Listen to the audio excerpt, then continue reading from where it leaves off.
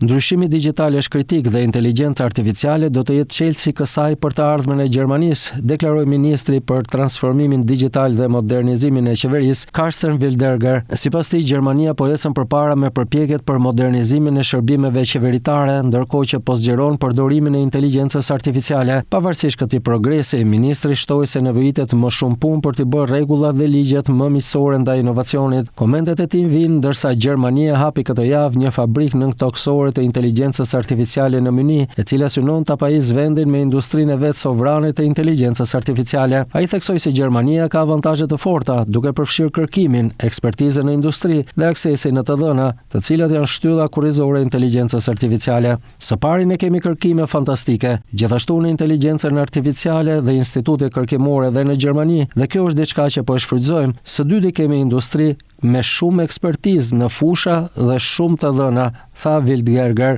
Gjermania vendosi një rekord të ri në vitin 2025 me 3568 startupe të sapo themeluara, një rritje prej 29% nga viti 2024, me më shumë se 1/4 e të gjitha startupeve të reja që përdorin inteligjencën artificiale si pjesë thelbësore të modelit të tyre të biznesit.